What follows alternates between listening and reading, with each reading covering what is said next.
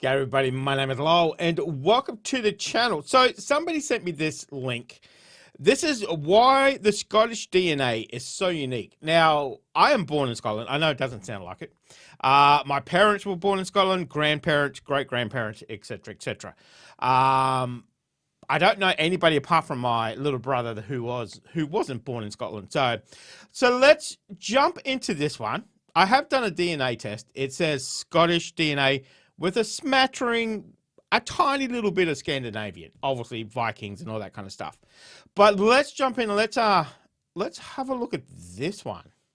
Now, a new analysis shows that the 6-ton iconic altar stone at the heart of Stonehenge originated from northeastern Scotland rather than southwest Wales. Why the Scottish DNA is so unique.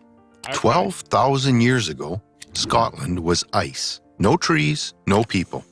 Just freezing cold and melting glaciers. Then came the hunters in small bands. With them were flint blades and deer hides. They followed rivers, fished, and shelters. For years, all we found were bones and stones. Then DNA testing revealed shocking truths. Strange visitors, lost migrations, foreign influences.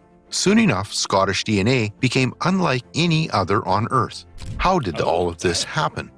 And did the original Scottish genetic markers survive these? Before we get right into it, let us know in the comments, do you think the hunters' genetic markers still exist in today's modern Scots? The First Scots and life after the Ice Age. Scientists have recently revealed that the first Scots that inhabited Scotland after the Ice Age had dark skin, blue eyes, and dark hair, a genetic combination that seems unusual today but was quite common in ancient Western Europe, particularly during the 12,000 years ago? Okay, didn't take long to change. Okay. Mesolithic era, around 7,000 to 4,000 years ago. Although these Mesolithic people were few, they lived in spread-out groups. That isolation turned out to be very important to their history as it helped preserve their unique genes for thousands of years. They relied entirely on the land and sea for survival, so their diets, movements, and even social groups were influenced by the natural environment. Because Scotland's geography is so rugged with deep valleys, steep mountains, and remote islands, those early genes stayed mostly undisturbed for a long time. Even today, some highland and island communities carry genetic markers that trace back to these first settlers. It's a rare kind of continuity you don't see in many places across Europe. Then, around 4,500 years ago, one major change happened. A new group of people, known as the Beaker folk, arrived from mainland Europe, likely from areas around modern-day Netherlands, Germany, and northern France. They got their name from the bell-shaped pottery they carried with them. But it turned out that what they brought was far more significant than just fancy ceramics. These people introduced metal tools, farming skills, and new burial customs. And they didn't just live alongside native hunter-gatherers, they started replacing them. The thing is, genetic studies show that the Beaker people carried different genes that gave them lighter skin and different blood types. And within just a few hundred years, they had mixed with or overtaken most of the older population. This Beaker's arrival marked the beginning of the Bronze Age in Scotland. With farming came permanent settlements, more organized tribes, and eventually long-distance trade. Then came the Iron Age, when even more cultural practices were introduced and more genetic mixing took place, especially with incoming groups that brought early forms of Celtic language and tradition. As centuries passed, Scotland's population and cultures kept evolving. And by the time the Iron Age gave way to something more tribal, a new identity began to rise in the north. It's from this mixing of ancient bloodlines and cultural transformation that the Picts would eventually emerge. Prepare to be shocked by how strangely diverse Scottish DNA kept becoming with each passing year until even today's scientists. So even just now, before we get to the Picts, you know, there's a whole lot of people kind of mixing in that DNA already. Okay, it's very interesting. Got very confused. Scotland's mysterious painted warriors. The Picts were Scotland's so-called painted people. They were fierce warriors who battled the Romans and carved strange symbols into stone, but suddenly they seemed to vanish. At least that's how we've been told in history books. They lived north of the Forth and Clyde, and while they terrified their enemies, they barely left a written record of their own. What little we know comes mostly from outsiders like the Romans, who described them as tattooed or painted fighters who refused to be tamed. For generations, scholars debated, were they invaders from the far north or simply a unique tribe that just happened to reduce in number until they became history? Now science has finally cracked the case. Recent DNA studies from ancient grave sites in places like Ballantor in the Highlands and Lundin Links in Fife have revealed that the Picts actually weren't outsiders or mysterious migrants, they were locals. Their genetic makeup matches Iron Age populations that had already been in Scotland for centuries before the Picts rose to power. The DNA from these ancient Picts closely matches that of modern Highland Scots. This means that the Picts didn't just vanish.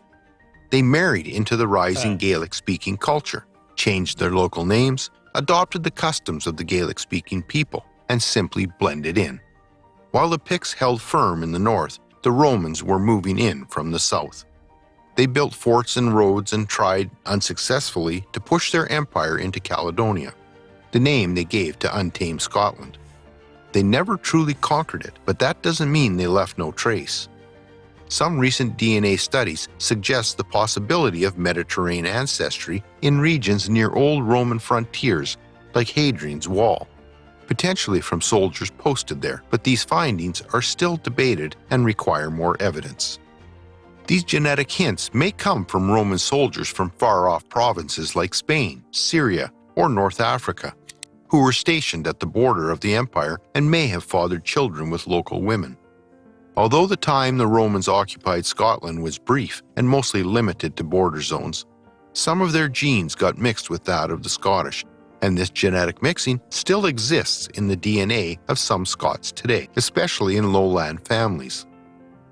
As the Roman influence faded, a new wave of foreign contact started, this time from the Vikings that hailed from the north and across the sea. The Vikings' influence in Scotland. When the Vikings began raiding Scotland in the late 8th century, they eventually settled, especially in the Orkney, Shetland, and Western Islands. These Norse settlers left a strong genetic imprint, particularly in male Y DNA lines that are still prominent in island populations today.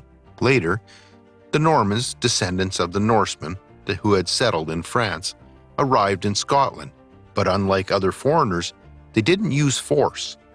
Instead, they got in through politics and royal favor. They mixed French, Norse, and Breton ancestry into the southern aristocracy, reshaping land ownership, clan structure, and surnames. Names like Bruce and Stuart trace back to these powerful newcomers. Their genetic markers can still be found in lowland Scots and the bloodlines of noble families, distinguishing them from the more isolated Highland populations. Beyond the better-known invasions, isolated cases of Scottish DNA have shown rare markers that may trace back to places like North Africa, Siberia, or the Middle East. Did he just circle Korea and say North Africa? Though these are not widespread and are sometimes speculative, some researchers hypothesize that these rare markers could stem from Roman soldiers recruited from distant provinces, long-distance trade, or even Viking journeys into Eastern Europe, but such links need further study. Then there's Scotland's famous clan system, which is often thought of as a group of people with shared ancestry. But modern DNA testing has shown that the truth is a bit messier. Some clans, like the MacDonalds, are very diverse at the genetic level, with multiple unrelated male lineages having the same surname. This suggests that the clan name may have acted more like a banner than a bloodline, with different families adopting it over time for protection, political allegiance, or social unity. On the other hand, clans like the Campbells show a more consistent Y DNA pattern, pointing to a single or limited number of male founders. That's an interesting concept that people were taking on those clan names, you know, for protection. I guess you could see that. And then obviously you have true clans almost like the Campbells. Okay, that's an interesting Interesting concept. Okay. the islands, and the DNA time capsules. These genetic differences reveal just how diverse the clan system really was, and the rugged Scottish land only made these variations more diverse. Mountains, glens, and especially the islands created what you could call natural genetic time capsules. That kept some communities isolated and their gene pools relatively undisturbed for centuries. On islands like Islay and Lewis, for instance, unique DNA signatures have been found that rarely show up. Isla. The name of the island is Isla, not Islay. I don't know if it's AI talking, but he really needs to know how to pronounce like Orkneys as well. There's been a few bits and pieces I've kind of let it go, but it's Isla. Anywhere else. Anyway. Making them distinct populations even within Scotland itself. When it comes to royalty, testing is more limited. Researchers are interested in the genetic legacies of people like Robert the Bruce, who may have carried traits linked to leprosy, and Mary, Queen of Scots, whose ancestry had scientists and historians intrigued for years. Today, the reach of Scottish DNA goes far beyond the Highlands. Millions of people in places like Canada, the United States, Australia, and New Zealand are using modern testing to trace their roots back to Scotland, often finding connections that link them not to just famous names, but to the ordinary clans, islanders, and farmers who had those genes through history. They still exist in the genes of modern Highlanders and Islanders. If you enjoyed this exploration of Scottish DNA, then hit the like button. To stay updated on more ancient history and recent impressive DNA analysis on these ancient people, subscribe to our channel so you don't miss our next videos. So, interesting. Obviously, the conclusion there is obviously Scotland is made up of a lot of different people that have come together to make this one race. So obviously the Beaker people I've heard of before, the Beaker people. If you watched, the TV show Time Team, they bring them up all the time. They find evidence for them. Obviously the Norse, the Vikings, we know, and the Picts we know as well too. So, and obviously the Celtic people as well. So there's a bit of a mix in the DNA. And if you get DNA done, it'll just say Scottish. Like I said, I had mine done a couple of years ago now, probably 10 years ago now. It just says Scotland, Scottish, 90-something%. I can't remember how much. And then it just says a little bit of Scandinavian. Sometimes it will narrow it down to Finnish, or it'll be Swedish, or it'll be Norwegian, but it flip-flops all over the place, just that little bit. But that was very interesting. Very interesting. A lot of it I've heard before. I've heard of the terms and the names and everything else like that. I didn't realize the Beaker people were as far north as Scotland. I knew they were in England and everything, but I didn't know that. If you're interested in any, you go, look at the Orkneys and everything, all their standing stones, the henges that we have up there as well too. So some of them much older than Stonehenge. It's just that that's a big one that everybody knows. But that was very interesting. Very, very interesting. Like I said, proud Scot, born over there, moved here when I was very young to Australia. Parents, grandparents, everybody that I know is born in Scotland. So we have a lot of history in that country. So, but that was very interesting. I enjoyed that. Let me know if you enjoyed that, guys. Thank you very much for joining me today. Make sure you stay safe, and I will definitely see you in the next reaction video. Oh, you're still here? You want more content? Why don't you check out my Patreon down here? You'll get plenty more content and some exclusive videos over there too. If not, why not check out this one over here?